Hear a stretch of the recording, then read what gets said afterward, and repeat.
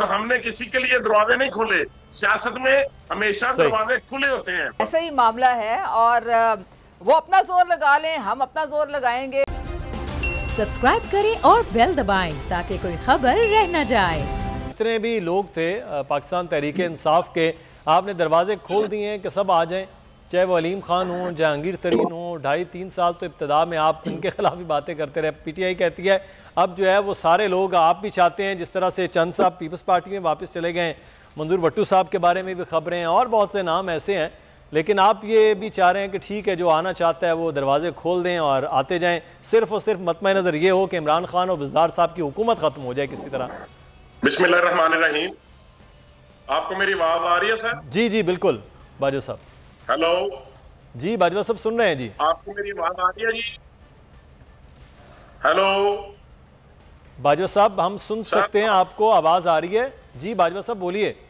Okay, सबसे पहले आपका बहुत शुक्रिया, आपने मुझे वक्त दिया। गुजारिश ये है कि अगर हम अपनी प्लानिंग करें और उस प्लानिंग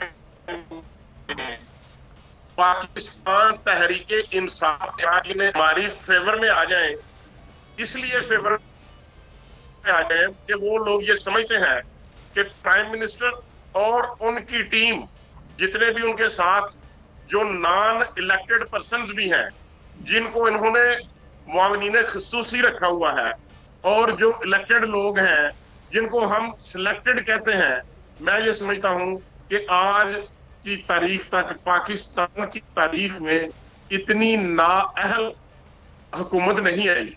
और इस वजह से PTI के अपने इराक़ में असम्बली ये समझते हैं कि हमने कंटेनर पे बैठ के उनकी क़यादत ने जो जो सबज वाग खाए थे, झूठे वादे किए थे कि हम 30 दिन के अंदर करप्शन खत्म करेंगे, हम 30 दिन के अंदर जो अरबों रुपए हैं बैरून मुल्क पड़े हुए वो लेकर आएंगे और 2 अरब वर्ल्ड IMF के मुंह पे मारेगी और 2 अरब रुपया खजाने के अंदर गिराएंगे और इकोनॉमी ठीक हो जाएगी।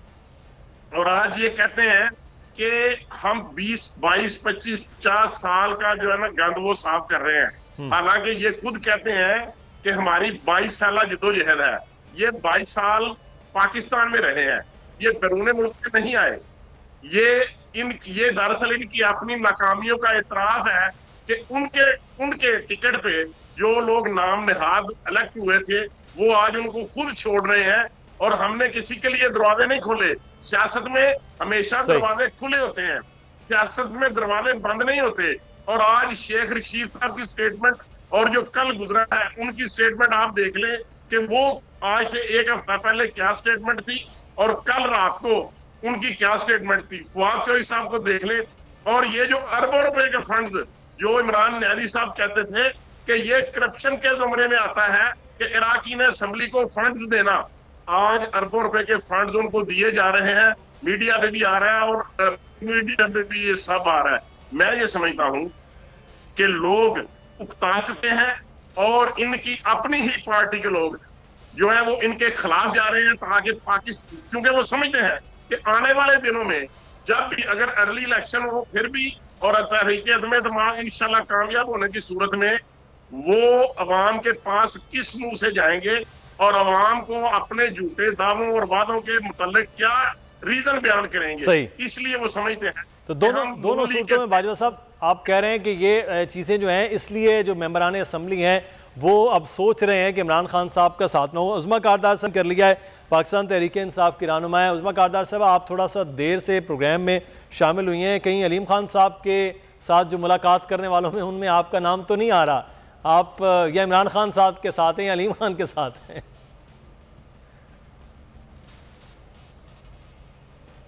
सर बहुत शुक्रिया, आपने मुझे इनवाइट किया है। नहीं देखें, बात सारी ये है कि चाहे वो अलीम खान हो चाहे वो जहांगीर तरीन हो, हैं तो सारे PTI। अब आपको पता है कि हर पार्टी में जो है जो जमहूरियत का तो यही हुस्न होता है कि अगर आपके कोई ख़यालात थोड़े से मुख्तलिफ हों या आप पार्टी को किसी और तरीके से आप समझें कि उसमें बेहतरी होगी, पार्टी का ग्राफ ऊपर जाएगा। और इस वक्त जो आवाम में थोड़ा सा एक तशवीश की लहर है उसको आप कम करने में अपने कोई ख्यालात का इजहार करें तो इसमें कोई बुराई नहीं है तो सब पीटीआई, तो इसलिए है तो सब पीटीआई, लेकिन अदम एतमाद के वोट में जाएं तो फिर भी इख्तलाफ कहेंगे। अदम एतमाद असल तो मामला वहाँ है।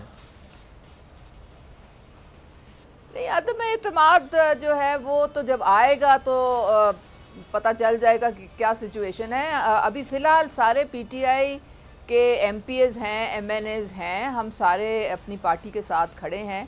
कोई ऐसी बात नहीं है जिसमें आप अब 2 और 2 6 ना बनाने की कोशिश करें ना, 2 और 2 4 ही रखें। नहीं, हम तो यह कि जो नज़र 2 से जमा 2 दमा 6 दमा 8 और वो तो बढ़ता जा रहा है, नंबर बढ़ता जा रहा है, तो वो कह रहे हैं नंबर हमारे पास पूरे 172 है, तो नंबर तो वैसे ही कम थे, तो वो इसलिए उस्मा कारदार साहबा नंबर तो निकल रहे हैं आपके हाथ से। वो इजलास कर रहे हैं, मुलाकातें कर रहे हैं, अभी भी मुलाकातें लाहौर में चल रही हैं। हम तो आप ज़्यादा वहाँ पर बैठी हुई हैं तो इल्म आपको सब कुछ है, बताना आप भी नहीं चाह रही। जैसे कहते अपोजिशन कहती है कि हम भी अपने पत्ते शो नहीं कर रहे, तो हुकूमत भी अपने पत्ते नहीं शो कर रही है। बिल्कुल जी, ऐसा ही मामला है और वो अपना जोर लगा लें, हम अपना जोर लगाएंगे और देखें कल ये अवाम का जो मैंडेट है वो 5 साल का है, तो 5 साल इंतज़ार करें। जब 5 साल पूरे हो जाएंगे तो फिर मैदान में दोबारा उतरें और फिर मुकाबला करें। अभी इतनी जल्दबाजी की क्या ज़रूरत पड़ी हुई है इनको? ये इन्होंने भी तो 5-5 साल पूरे किए हैं ना, तो इंस्पाइट ऑफ द फैक्ट कि हमने धरना दिया, हमने अपोजिशन सड़कों पे आए, हमने लॉकडाउन किए, क्या कुछ हमने नहीं किया। इनकी हुकूमत ने पूरे 5 साल तो किए, तो अब इनको क्या जल्दी पड़ी हुई है? सही, बिल्कुल सही। अच्छा साबिर शाह साहब, सर अभी खबर भी आ रही कि जहांगीर तरीन साहब के घर जो मीटिंग होनी थी, अलीम खान साहब भी जहांगीर तरीन साहब के पास वहाँ पहुँच गए। सर परवेज़ खटक साहब को भी दिया गया है टास्क के कुछ सुलह सफाई का मामला हो जाए, तो कोई रास्ता कुछ सुलह सफाई के मामला खान साहब की जानिब लेट हो गया है या अभी भी कुछ है खान साहब के पास जो जहांगीर तरीन साहब और अलीम खान साहब को मनाया जा सकता है, वापस लाया जा सकता है? साबिर शाह साहब, देखिए मेरा ख्याल है कि डिवाइड बहुत गहरी हो गई है, रिश्त बहुत गहरी है। अब अलीम खान और जहांगीर खान तरीन को आप पीटीआई का हिस्सा नहीं कह सकते। वो लोग जो इनसे मिल रहे हैं वो भी डिसेंटिंग वॉइसेस हैं। अब देखिए इमरान खान ने देर की है, तो देर इसलिए की है कि जो पुराने फाइनेंशियर हों, स्पेशली आप छोड़ें लॉयल वर्कर को, लॉयल वर्कर की क्या हैसियत हो, फाइनेंशियर को आप इग्नोर नहीं कर सकते। Distance lends enchantment to the view, अंग्रेजी का एक मुहावरा है। फासले बहुत बढ़ गए थे, क्वालिटी कम हो जाती है, याद कम हो जाती है, मोहब्बत कम हो जाती है। लेकिन claims to be a tiger and hence can not afford to be humble. वो हम्बल हुए ही बहुत अर्सा, फिर जब हुए तो फिर चौधरियों के घर 2-2 फेरे भी लगाए। ये चक्कर ये थे इनको अपनी इंटेलिजेंस जो इनके पास थी, पता नहीं क्यों नहीं थी। ये तो अलीम खान के घर लगाने चाहिए नहीं है, जहांगीर तरीन साहब के साथ उस वक्त रास्ते करने चाहिए जब तक वो पाकिस्तान में मौजूद थे और बीमारी ने शिद्दत नहीं पकड़ी। अब मुसीबत ये है कि अब अलीम खान के घर इमरान इस्माइल को भेज रहे हैं, जो यकीनन अलीम खान के दोस्त होंगे, कुलीग होंगे, यहाँ परवेज खटक भी होंगे, लेकिन जिन लोगों की अब सियासी हैसियत ये सिर्फ सिंगल इकाइयाँ हैं। यहाँ कोई पर्दे के पीछे से तो मजबूत हाथ ही कोई रोक सकते हैं जहांगीर तरीन या अलीम खान को। देखिए विन विन पोजीशन है और दोनों को बहुत दुख मिले हैं पाकिस्तान तरीके इंसाफ से, ये उनका व्यू है, हम इसको चैलेंज नहीं कर सकते, हम कर सकते हैं। अलीम खान समझते हैं कि इतना पैसा लगाने के बाद यार मुझे आपने उस्मान बुज़दार के नीचे बैठा दिया, उन्होंने मुझे लिफ्ट नहीं कराई और मेरे पास इख्तियारात नहीं रहे और फिर मुझे ही लैब में अंदर करा दिया। बाद में जब जमानत का टाइम आ रहा था तो उस वक्त जनाब वकील भी हमें करने पड़े और केस भी लड़ने पड़े। इस तरह नहीं होता मेरा भाई, या तो फाइनेंशियल लिए नहीं जाते और मेरिट पे चलते हैं। अगर आप फाइनेंशियल से सपोर्ट लेते हैं, जहाज इस्तेमाल करते हैं, वसाइल इस्तेमाल करते हैं, धरने में अपने दाएं बाएं खड़ा करते हैं, तो फिर लोगों को एक्नॉलेज करना पड़ता है। लेकिन अफसोस से चंदे के इर्द गिर्द घूमती है, फाइनेंशियल के इर्द गिर्द घूमती है। ये मौजे तो ली है जहांगीर तरीन और अलीम खान ने बहुत अच्छा, बहुत नेशनल और इंटरनेशनल सतह पे उन्होंने अपनी हैसियत भी मनवाई। लेकिन जब वक्त आया मिठाई खाने का तो उस वक्त मिठाई वो खा रहे थे जो मुख्तलिफ लॉबी के आदमी थे, नॉन इलेक्टेड लोग थे, जुबान दराज लोग थे, जिन्होंने कहा ये मीडिया संभाल लेंगे, वो तलाल चौधरी और दानिया नजीर साहिब तो लोग, शाह साहब उन्होंने क्या भी ये वज़न, शाह साहब के या वज़न, ये मिठाई, ये सारी चीज़ें ख़ासतौर पर अपोजिशन और उसमें मुस्लिम नून क्या दे सकती है जहांगीर तरीन साहब को, अलीम खान साहब को? क्योंकि इस वक्त पलड़ा तो भारी उनके पास है, एक जो अपोजिशन में डालेंगे तो वहाँ वज़न हो जाएगा।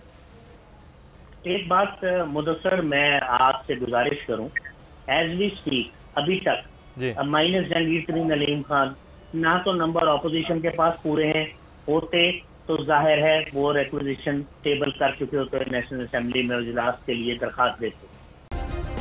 सब्सक्राइब करें और बेल दबाएं ताकि कोई खबर रह न जाए।